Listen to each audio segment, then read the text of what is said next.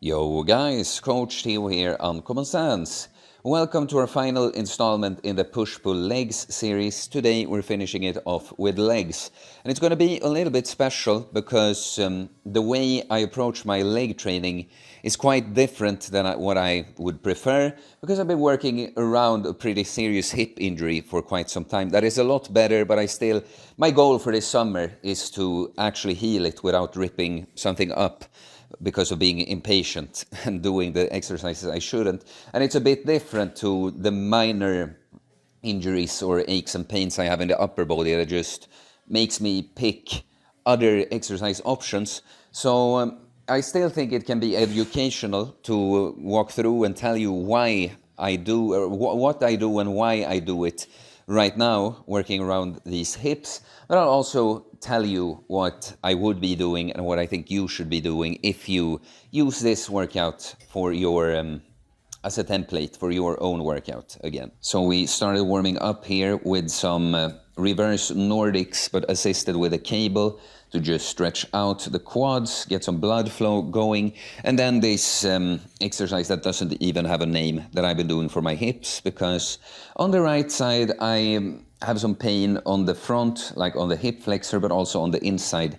And this movement just makes those muscles work synergistically and is a nice little priming prehab movement for me. So as part of my warm-up and prehab, I have been doing a single leg Romanian deadlift with a dumbbell. Now I just feel like I'm at a stage in my recovery when I need to challenge it with a bit more weight. Its hip extension is quite weak on my left side. And so what I came up with is doing this landmine version, where it's not holding on to something completely fixed, so you're entirely stable, but it's also not as unstable as it would be, especially moving up in weight with a dumbbell. So it's some kind of middle in-between option here, where the landmine allows for some more freedom of movement, but it still helps out a bit with balance. So now, the way I approach this exercise is just that I will do like sets of 10 up till a top set, where I'll just do as many as I can, where I will also do a sort of mechanical drop set, where I'll put the back foot in the ground and just allow it to support as I push out a few extra reps. But so I would typically be doing a barbell Romanian deadlift here. It's an amazing exercise, guys. It's not just for the hamstrings or the glutes. It is for like the entire posterior chain. And yeah, a reason my upper back and lower back is so yoked is in part because of Romanian deadlift. So what I would typically put here, something like 3 sets of 5 to 8 reps on a barbell Romanian deadlift. Now, I could do them, but it just wouldn't be a smart idea. I would rip the old stuff up, so I'm trying to get completely bulletproof before I do that. So now instead what I do is working, just keep adding weight so I get a good amount of volume in at different intensities, finishing with one heavier set that can kind of stimulate some strength and muscle growth. But it's an approach to get a bunch of volume in, mainly as a rehab idea, but also work up to giving myself the minimum stimulus for something a bit more than just rehab. So following up on that kind of thinking, I've been doing this pendulum squat. That is an amazing machine. I just typically wouldn't put it as my first quad movement. I would prefer some bigger movement, because this is a squat pattern, but it very much isolates the quads in a similar way the hack squat does, even more so, I would say. And that's great, but it's just not as much of a compound. So I would very much prefer to do like either a back squat or a front squat here with a barbell, and again be typically in the 5 to 8 rep range, doing like 3 sets at the same weight. But now, because when I have to stabilize in my hips, it's the right side that becomes kind of a problem. And so doing a machine like this, like a leg press or something, is still too heavy.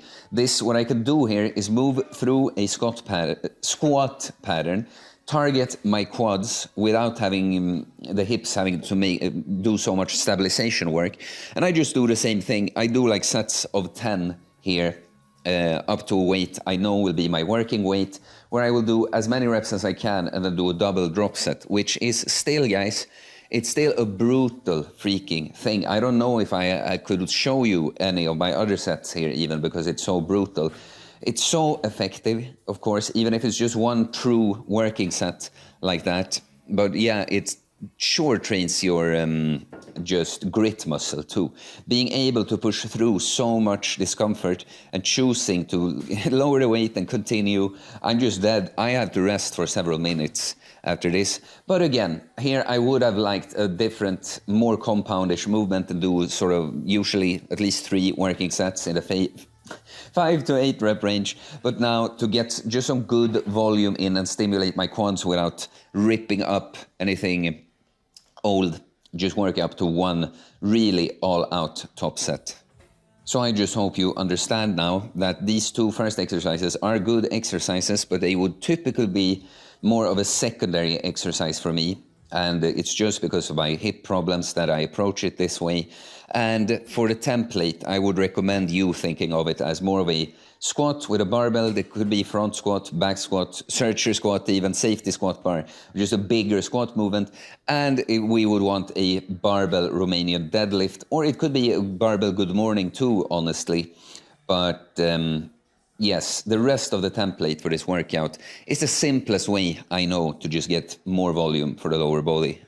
So we continue on with a seated leg curl. I like the seated version just because you can lean forward, get a better stretch on the hamstrings. You can do similar things in some lying machines, or you can put a pad between your knees and the machine so that you get a bigger stretch on the hamstrings. And the leg curl is more important than the leg extension, because extension in the knee, that happens in any squat pattern, but bending the knee, flexing the knee like this, does not happen on the other exercises that target the hamstring, and it's a secondary function of the hamstring.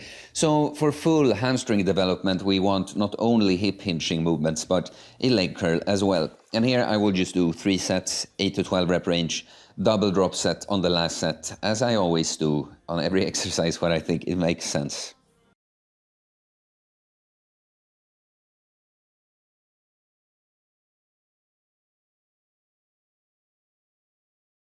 And so something I've been doing is doing this exercise I do for warm-ups. I can just feel that while my knee is not injured, it's putting quite a bit of stress on the knee. It puts a lot of stretch on the quads, and that's why I like this exercise, and that's a benefit it has over the machine leg extension. But so what I started doing, because I'm playing with the idea of doing this instead of the leg extension, is that I started doing 1 set like this, the reverse Nordic, and then follow up with 2 sets in the leg extension machine. And like I said, the leg extension that we're going to get to in a bit, it's not as important. It could be replaced with something like a split squat, a lunge, a Bulgarian split squat, you know. And many times I would think that's a more, like, especially for myself, a better option. But it's just such an easy way. If you get in your 2 compounds, 1 hip hinge and 1 squat pattern, so, you know, preferably with a barbell, and then follow up with a leg curl and leg extension. It's just so easy, such an easy way to hammer the hamstrings and quads with some extra volume. So while I often think there are better options than the leg extensions, this is typically, I program it for many people because it's quite simple. And the leg extension, it's not much to say. It's much better than the leg curl. I think you saw how I had to struggle with getting the thingy in place. But this you can adjust so you actually get a decent stretch on the quads. I like to take the back pad, put it as far back as I can to be able to get a better stretch on the quads that way. And, you know, just grind through those reps. When you can't really lock out at the top, you could do partial reps, but I opt for a double drop set. It sure is a gross thing to do to yourself. This is just an amazing way to train your pain threshold and ability to just stick with something through the pain. Last exercise will be for calves. I've been having calves on 2 separate days actually, to be a bit serious about them for a year. But now it makes sense to put them in a leg workout again. So if you're just picking 1 calf exercise, you want one with a straight leg. I'm using a machine here, but it's not what I've been using for this year. I've been doing it in a Smith machine, just elevating my toes with a step-up board, or 1 leg at a time holding a weight, like on a stairs, so you can use one hand for support and hold the weight in the other. But it's quite simple, guys. Just emphasize the stretch and be serious with the calves. That everyone, oh, you can't grow your calves, and they never really try that. They're not serious with the form or progressive overload or anything. So get a good stretch. And then what I like to do on the last set is to just rep out partials. And just doing 3 sets like this, only it was in a leg press machine, repping out partials, doing that at the end of every leg workout, that was what led to decent calf growth for me for the first couple of years. Then I just took it more seriously more recently. But there you go, guys. Now we have a push-pull leg series. So these 3 workouts you could use and make your little twist to them. You can make 2 different variations of them. That's something I recommend for someone that wants to train more often. Don't just have the same push and pull workouts, have an A and B version.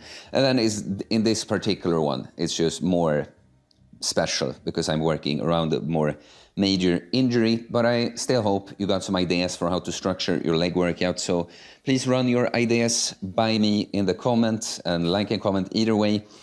All helps people find the channel, so it's very much appreciated. I do holistic bodybuilding coaching, so if you're interested, you can reach me on Instagram DMs or email me. It's in the description below, and I'll tell you about my different programs. You can also support me and my content by becoming a member of the channel, becoming a Patreon, or leaving a little super thanks comment. It's very much appreciated, guys. And please subscribe for more content about fitness, fasting, losing weight, building muscle, self-improvement, stoicism, mental health, philosophy, spirituality, mindset. It is a mindset, guys. You don't stop training because you're injured. You just change how you do it. Train around it. Peace.